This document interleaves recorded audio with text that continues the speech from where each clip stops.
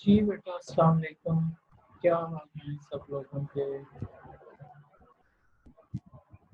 Hand raise करेंगे अगर आपको मेरी आवाज़ आ रही है तो। एक दो लोगों को अनम्यूट करता हूँ, सी आर और जी आर हैंड रेज करेंगे। एक मिनट बोल। C R and G R raise your hands.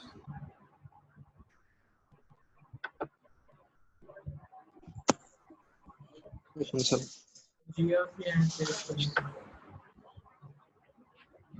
एक से दो लोग और देखा है लेसन में।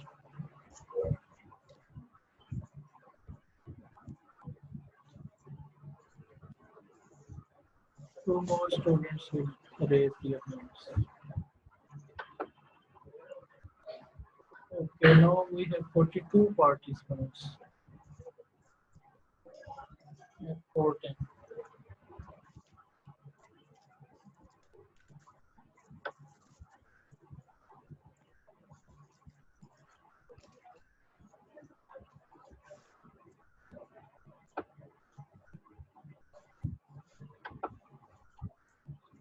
Let's start today's lecture.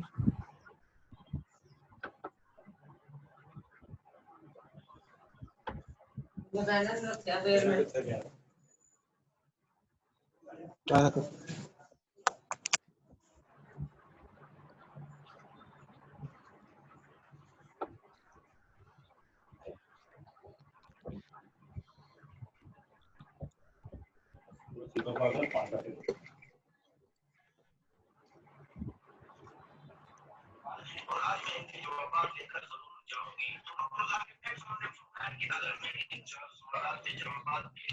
ये फिर म्यूट ही कर देते तो अच्छा था।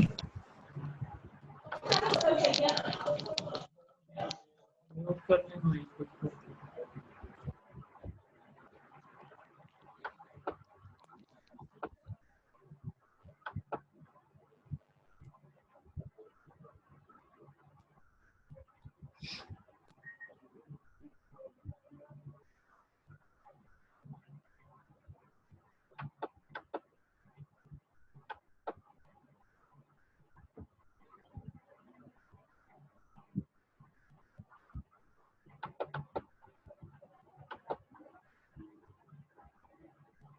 ये है बेटा आज का हमारा काम।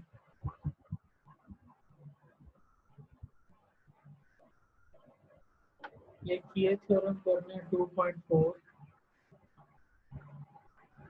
से पहले करना है हमने।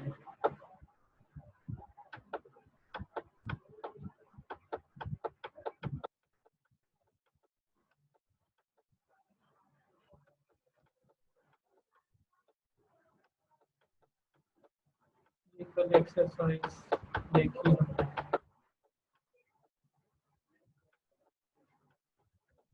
फाइनाइट डायमेंशन लीनियर कॉम्बिनेशंस की बात हो रही थी। तो दोबारा से इसको देख लेते हैं। आज का यही हमारे दो थ्योरम्स हैं, 2.41 और 2.42। ये सबसे इम्पोर्टेंट थ्योरम है। आपको इसका ना हमको पता चल जाएगा कि इसमें क्या क्या चीज़ें आ रही हैं। तो सबसे पहले हम चलते हैं non space. Non space actually क्या होती है? Vector space. वेक्टर स्पेस की जब भी बात आएगी डायमेंशन की बात आएगी।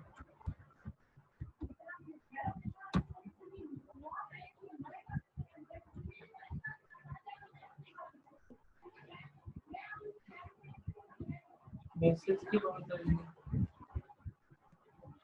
बेसिस की बात आएगी तो dimension, number of elements in the basis is called dimension. तो लीनियरली इंडिपेंडेंट की बात आएगी। ये हमने पढ़ा था, लीनियरली इंडिपेंडेंट। लीनियरली इंडिपेंडेंट की बात हमने की थी, तो अगर हम इसे कह दें जी v is equal to some norm space, ये x कह रहे हैं यहाँ पे, इसमें x का होगा तो हम x कह देते हैं, x is equal to some norm space, ठीक है। तो अगर उसकी कोई बेसिस दी हुई है, फॉर एग्जांपल हमने ये सारी कहानी पहले पढ़ी हुई है, चलें दोबारा इसको रिवाइज कर लेते हैं। सॉरी, अगर बेसिस है तो वो लीनियरली इंडिपेंडेंट भी होंगी,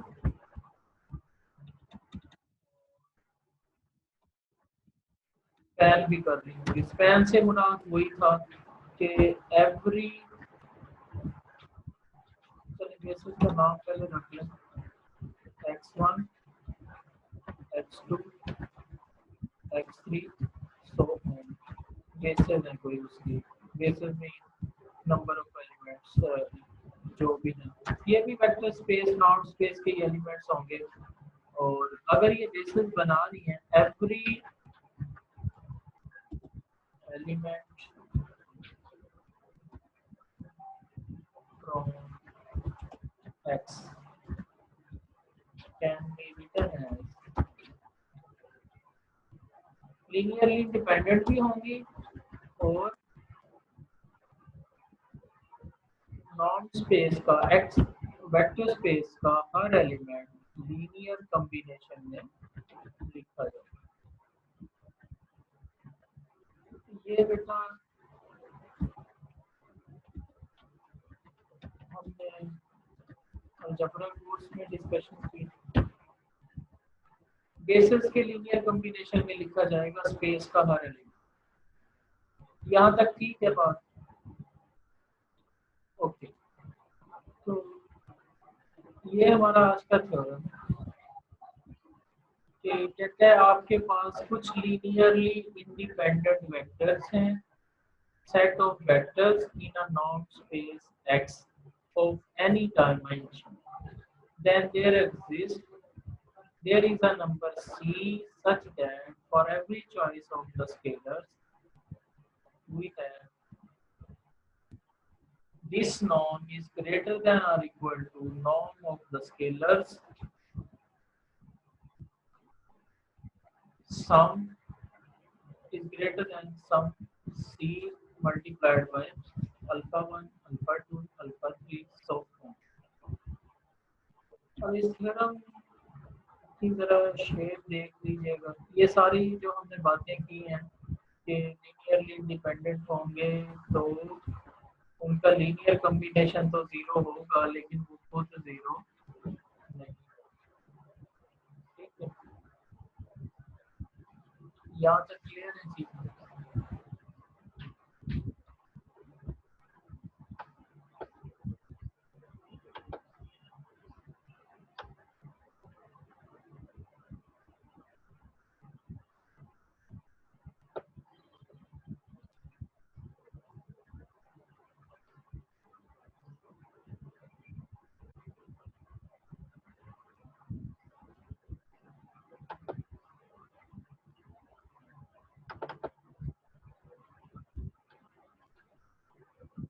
इस थ्योरम की स्टेटमेंट को देखते हैं, इसमें क्या गिवन है और क्या हमें करना होगा।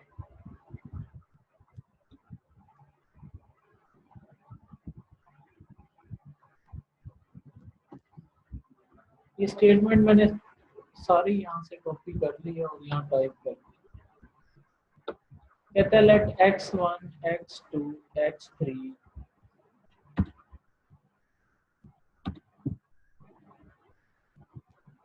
x1 x2 x3 be a linearly independent set of vectors in a norm space X of any dimension, then there is a number C greater than 0। तो यहाँ पे हम देखते हैं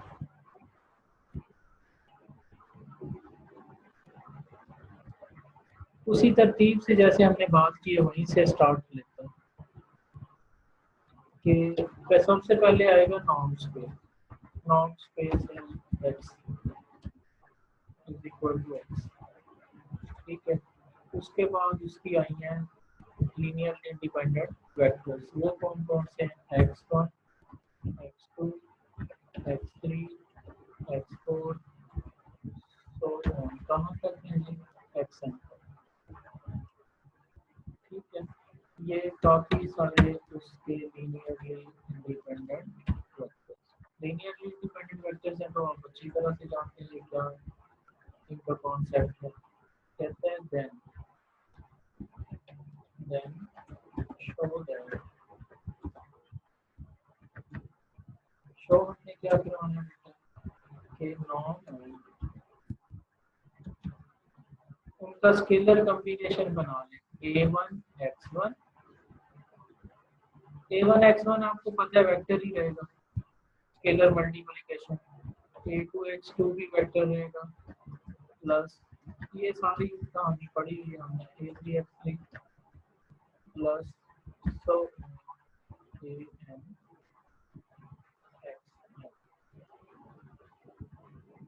ये एक ही बेटा वेक्टर बनेगा किसका? बिना वेक्टर स्पेस या नॉर्म स्पेस का। उसके उसका कहते हैं लेना है नॉर्म। लीनियरली इंडिपेंडेंट वेक्टर्स दिए हुए हैं, उनका आपने बनाना है लीनियर कॉम्बिनेशन। लीनियर कोई सा भी लीनियर कॉम्बिनेशन बना लें, जो मर्जी स्केलर्स मल्टीप्लाई कर दें, जितने मर्जी स्केलर्स मल्टीप्लाई कर दें, कहते हैं कि उसका जो है ना लीनियर कॉम्बिनेशन का जो नॉर्म है वो ग्रेटर देन और इक्वल टू रहेगा सम multiple c into the modulus value of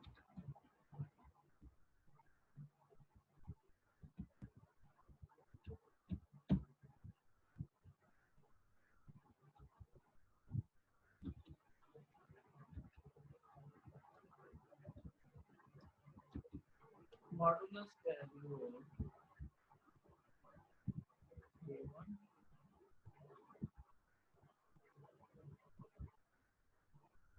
a2, a3, an।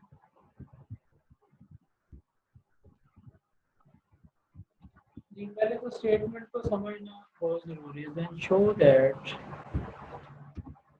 there exists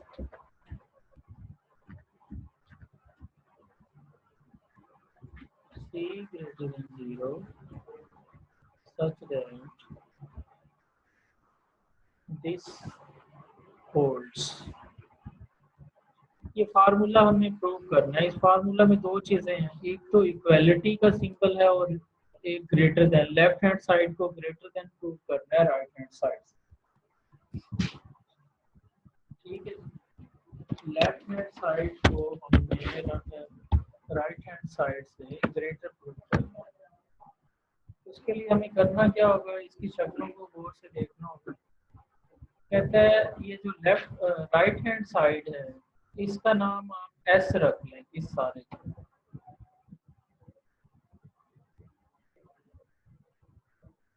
सारे का नाम एस रख लें, तो फिर ये इनइक्वालिटी क्या रह जाएगी?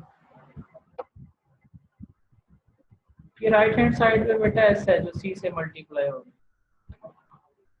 इसको मैं यहाँ कॉपी कर दूंगा।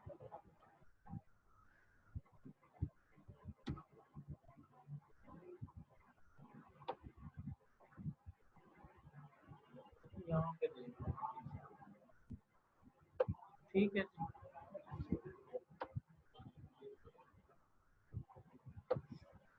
कहते हैं इसका नाम सारे का एस रख लें। कितने का?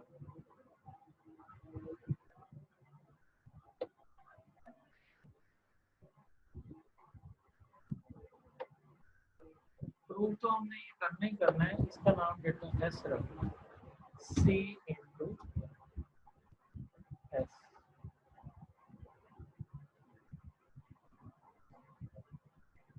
where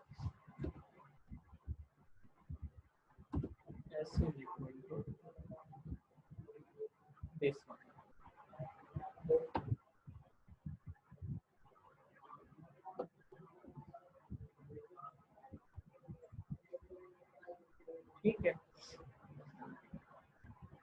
एस अब दो हो सकते हैं। एस क्या हो सकते हैं बेटा? दो। किस तरह से?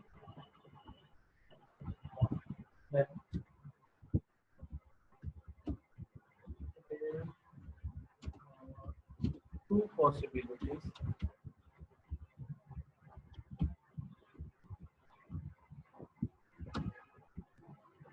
S is exactly equal to 0. Number 1. Number 2 is S is greater than 0. S की शक्ल ही बता रही है, मॉडुलस है, मॉडुलस सम ऑफ मॉडुलस है, तो या तो ये ग्रेटर देन 0 होगा या फिर इक्वल टू 0 आने के चांसेस हैं। और इसका नाम हम रख लेते हैं इक्वेशन 1। तो दोनों केसेस में हमने ये प्रूव करना है। केस 1,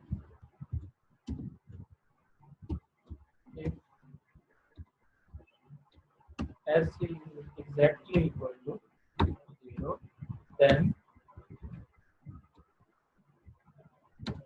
इक्वल टू 0 होने का मतलब क्या है? ये सारी टर्म क्या हो जाती है? 0। और 1 की C से मल्टीप्लाई भी कर दें अगर इसको,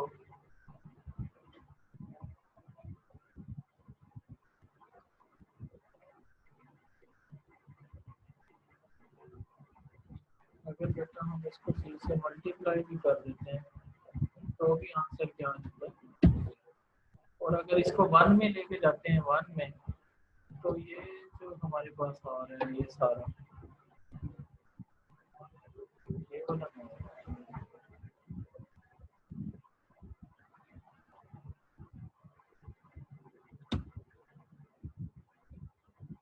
इज इक्वल टू 0। ठीक है, इस 0 को कहते हैं जिस मर्जी C से मल्टीप्लाई कर लें आप, ये फार्मूला वैलिड है। ठीक है,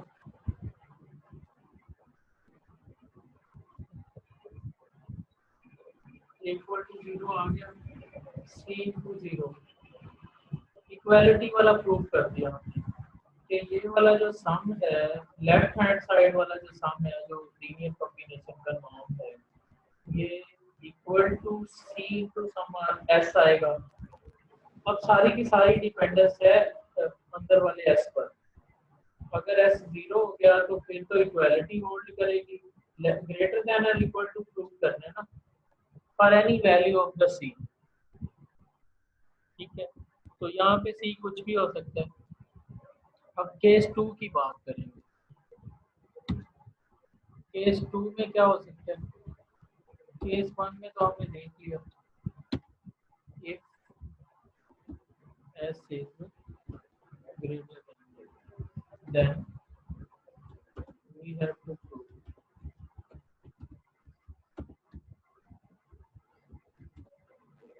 हमें क्या प्रूव करना है कि ये greater than C into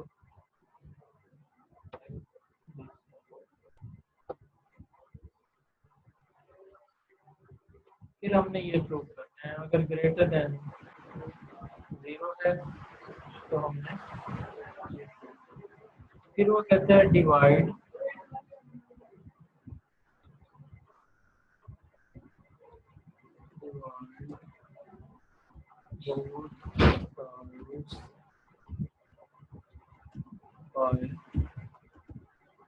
S। S आप जानते हैं, ये S ना भी नाम रखें, ये रखो, इससे डिवाइड कर दें बोथ साइड्स इस मॉड्यूलस। तो आप देख सकते हैं बेटा राइट हैंड साइड पे क्या बचेगा अगर हम इससे डिवाइड कर देते हैं। राइट हैंड साइड पे तो बच जाएगा 1, इसको लिख ही लेते हैं, और लेफ्ट हैंड साइड पे क्या बच जाएगा?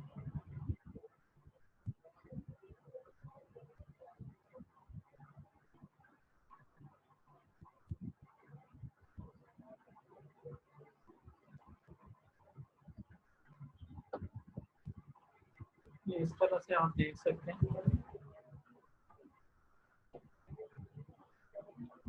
हम डिवाइड करेंगे इससे, ये तो सारा यहाँ से हो जाएगा y, कहाँ पे आ जाएगा, इसके डिवाइजर में आ जाएगा, बोथ साइड कर रहे हैं ना, और पॉजिटिव टर्म कर रहे हैं, इनइक्वालिटी चेंज नहीं होगी, पॉजिटिव टर्म से आप डिवाइड चेक करेंगे। और नॉर्म की प्रॉपर्टी लगा देंगे। नॉर्म की प्रॉपर्टी बेटा क्या थी, आपको वो भी पता है, नॉर्म की प्रॉपर्टी क्या थी,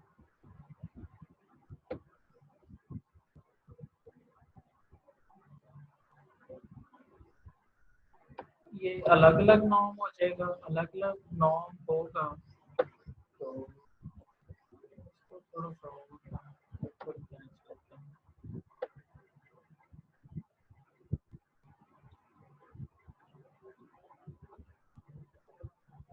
ये हो जाएगा बेटा A1 का अलग नॉर्म, A1 का मॉड्यूलस, नॉर्म तो सिर्फ वेक्टर का लिया जाएगा ना, x का, इसी तरह A2 का मॉड्यूलस, नॉर्म की प्रॉपर्टीज लगा रहे हैं, जो अल्फा वाली प्रॉपर्टी याद है ना।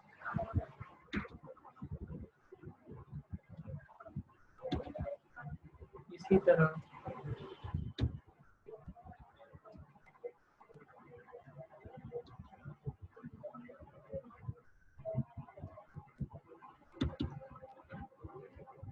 ये वेक्टर्स हैं,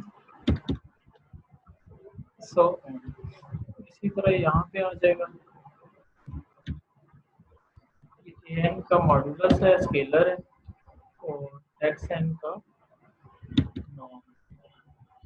तो इन सारों के डिवाइजर में कौन पड़ा है, s, s मतलब वो सारा सम पड़ा हुआ है, तो वो सारा डिवाइड हो जाएगा, A1 पे भी डिवाइड हो जाएगा, A2 पे भी डिवाइड हो जाएगा, और A3 पे भी डिवाइड हो जाएगा। तो हम इसको बेटा लिख सकते हैं, हम इसको लिख सकते हैं,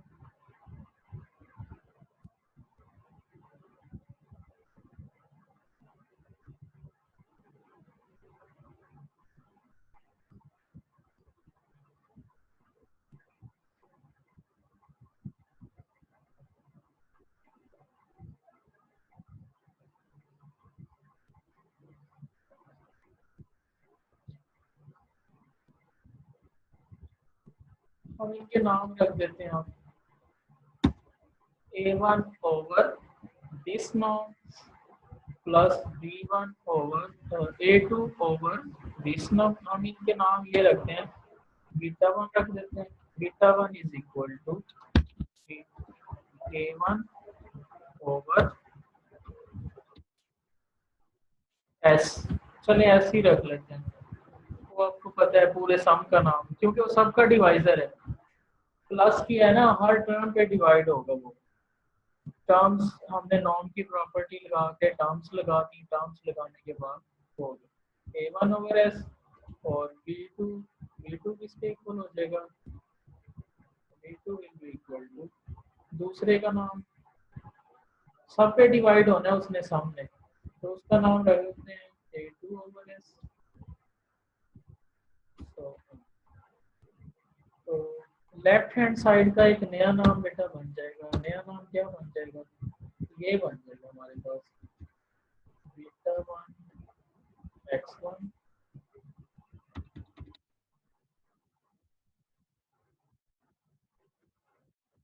beta one x1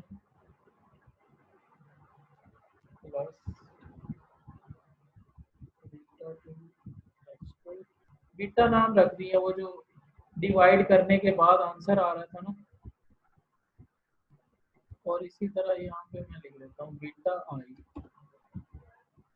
is equal to X I over S, S क्योंकि सबको मिल रहा है, और I from 1 to n, beta two x2 plus beta three x3 plus, so beta X norm greater than C, ये हमने प्रूव कर दिया।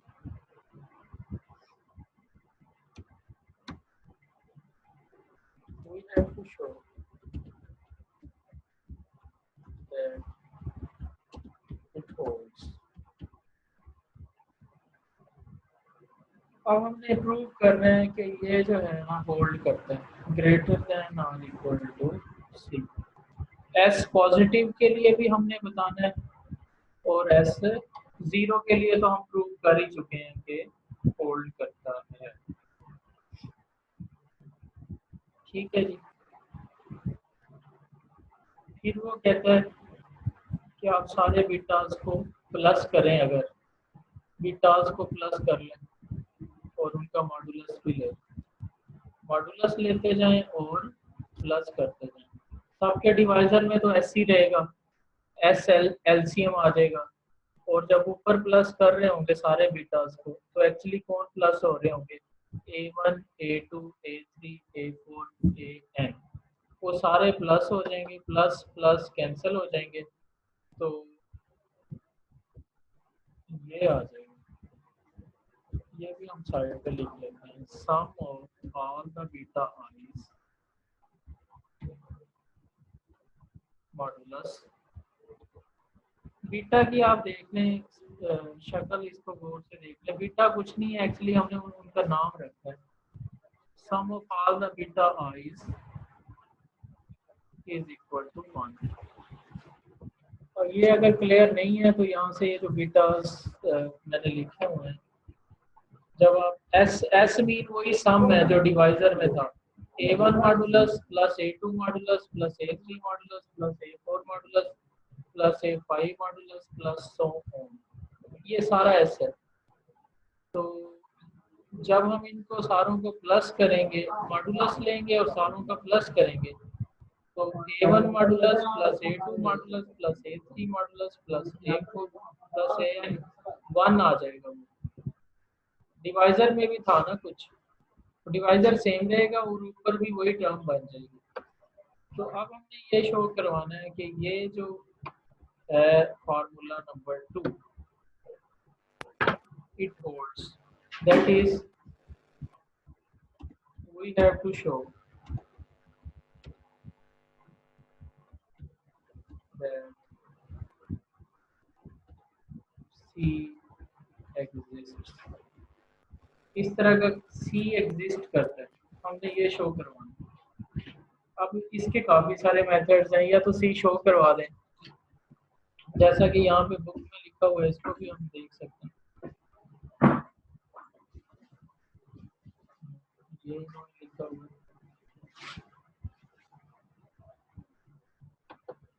ये कह रहा है now it is sufficient to show that, it is sufficient to prove that the existence of a C such that 2 holds। 2 इसने इसका नाम रखा हुआ है, यहाँ तक हमने ये बना ली हुई है इक्वेशन सारी। S इज इक्वल टू 0 के लिए भी कर चुके हैं, S greater than equal to 0 के लिए भी करेंगे। अब हमने बेटा क्या प्रूव क्या करना है कि such kind of C exists, जबकि B1, B2, बीटा n क्या है? स्केलर्स हैं, और summation of all the beta eyes modulus is exactly equal to 1। अब C की एग्जिस्टेंस शो करवानी है, तो इसको हम कंट्रेरी मेथड से करेंगे। कंट्रेरी मेथड आप जानते हैं कि उसका उलट सपोज कर लेंगे और जवाब भी कोई ना कोई उलट ही आएगा, हमारी जो कंट्राडिक्शन हो जाएगी, जो बातें हमने सपोज की हुई होंगी उनकी किसी न किसी की कंट्राडिक्शन होगी। ठीक है जी। तो हम कहते हैं कि सपोज कर लें,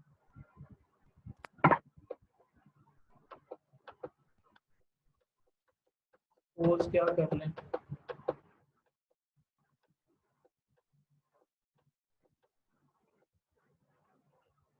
क्या सपोज कर लें, सपोज ये कर लें कि इस तरह का टी एग्जिस्ट ही नहीं करता।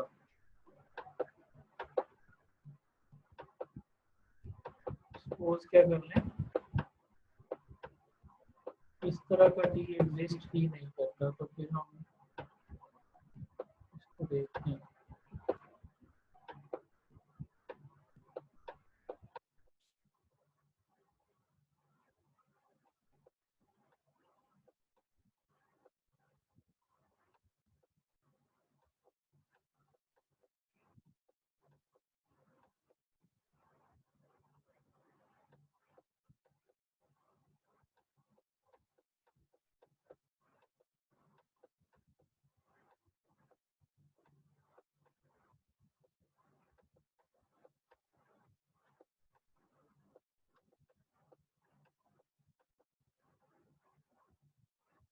अच्छा यहाँ पे थे,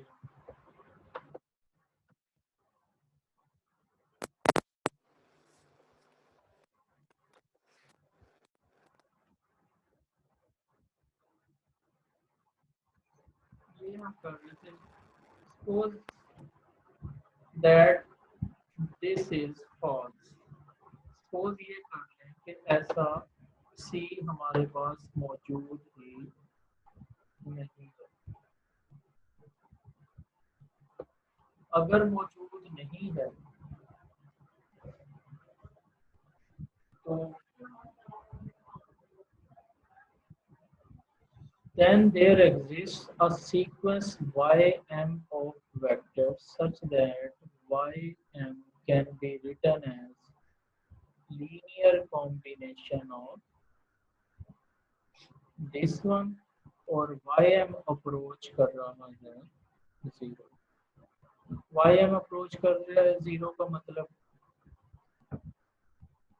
ग्रेटर देन किसी सी से ग्रेटर नहीं है, इसका मतलब वो जीरो को अप्रोच कर रहा है ना सारे का सारा।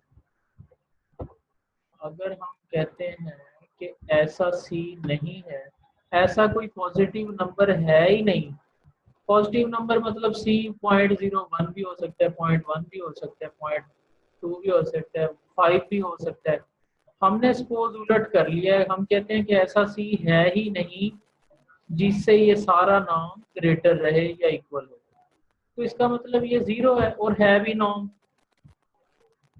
नॉर्म और इससे ग्रेटर भी नहीं हो सकता किसी पॉजिटिव नंबर से, तो ज्यादा से ज्यादा फिर ये क्या हो सकता है, ये सारा ये जीरो ही हो सकता है